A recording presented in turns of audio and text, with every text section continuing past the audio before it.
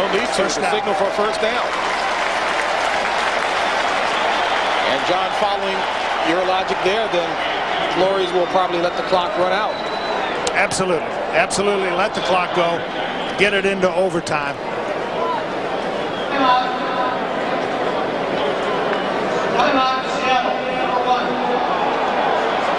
Well, Seattle calls timeout. Well, I'm not sure Tom wanted that timeout. That's one of those things where somebody says, oh boy, we'll take timeout. We'll throw a 80-yard touchdown pass and win the game. I'm saying, no.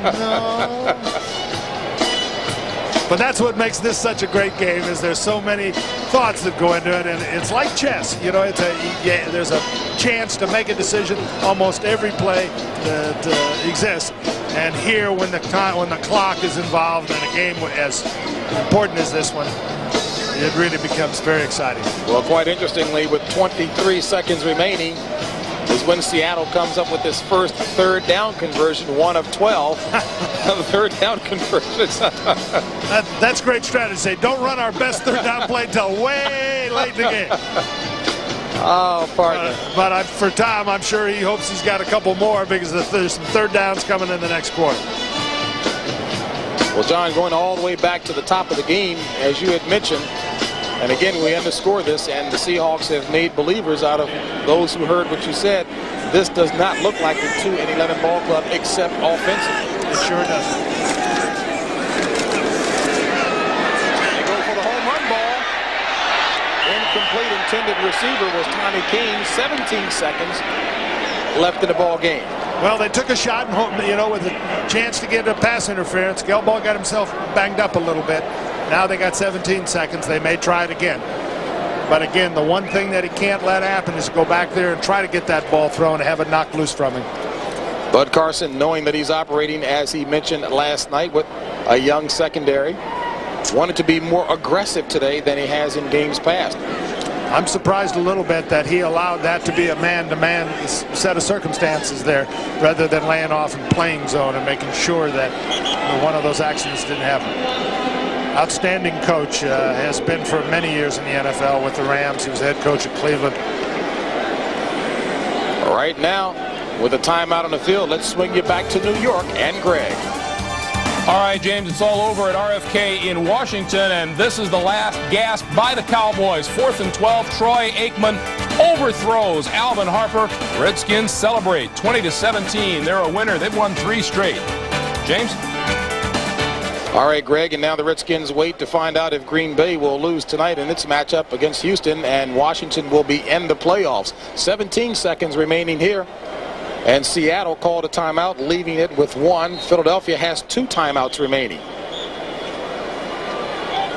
The man standing next to Tom Flores is Hudson Houck, who's a longtime assistant of mine, both at USC and then with the Los Angeles Rams, who's got the responsibility to rebuild this offensive line. This offensive line is a far different group now than it was in September in terms of their skill, their determination. As we've seen today, they've done battle pretty well. 1 second down, Gelbaugh. Launching it in the direction of Thomas, and it's intercepted. Mark McMillan with his first interception, the rookie out of Alabama. And still down on the turf is Thomas. Roberts does a great job against Simmons if they have a chance to get him.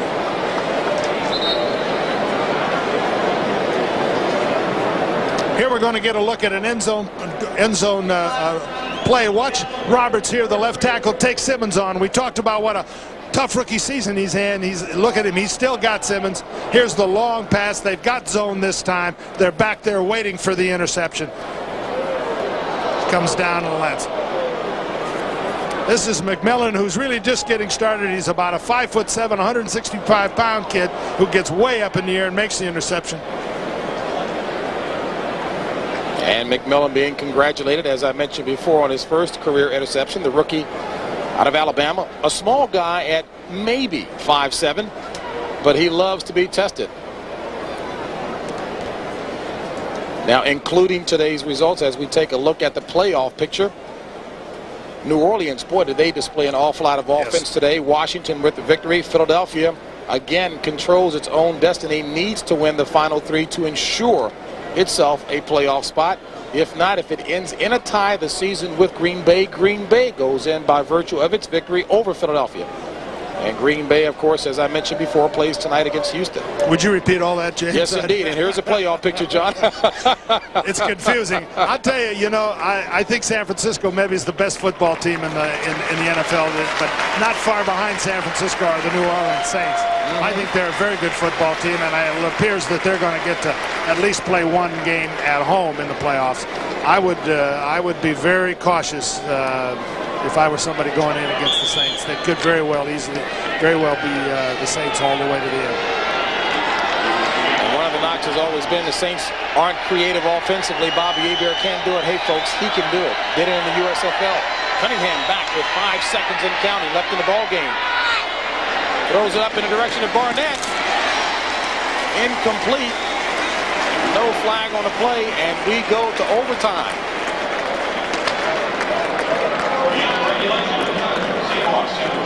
So the game ends in regulation, all tied at 17 apiece. Well, you know, I think the Seattle fans deserve this kind of a football game. They've been loyal to this team throughout the year. They've hung with it, which has been a nightmarish season. But you don't see any of that here, do you, James, at all? Not at all. This is a team that is shy in a few areas, just from a talent standpoint offensively, but they're sure playing great. All right, folks, just for re-emphasis purposes, as we take a look at the overtime rules, a coin toss will determine who gets the ball. 15-minute action, 2 timeouts per team, and of course it's sudden death.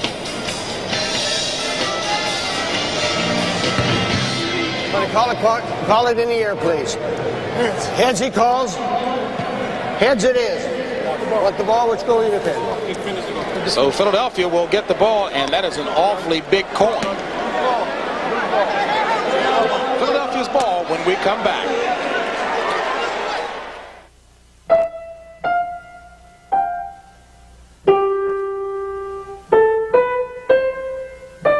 United Airlines. In 12 cities, in 11 Latin American countries, they're playing our song.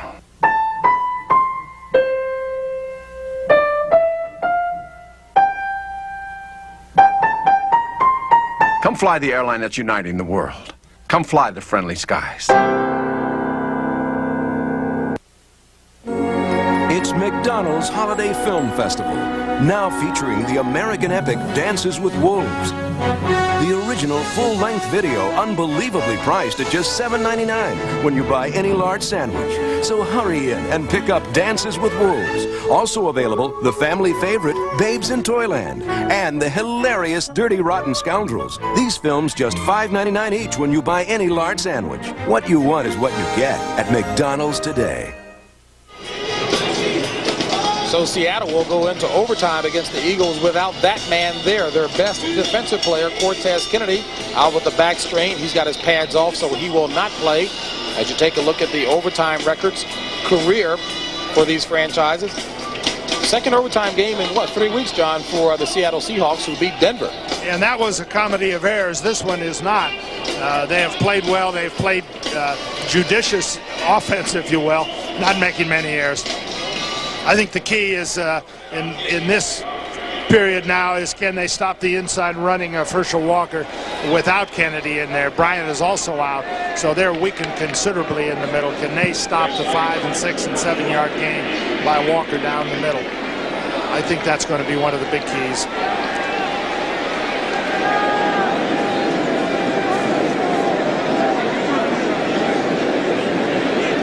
John Casey to kick off for Seattle.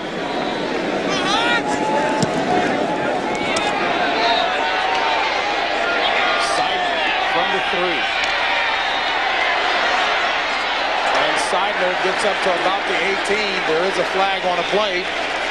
And again, a reminder that Vi Sikahema left the game limping on that right leg of his. And this goes against Philadelphia. 60 minutes coming up at the conclusion of this ball game, except in the West Coast and Mountain Time regions. Good luck, a push in the back, number 87 on the return. Those regions will see 60 Minutes at its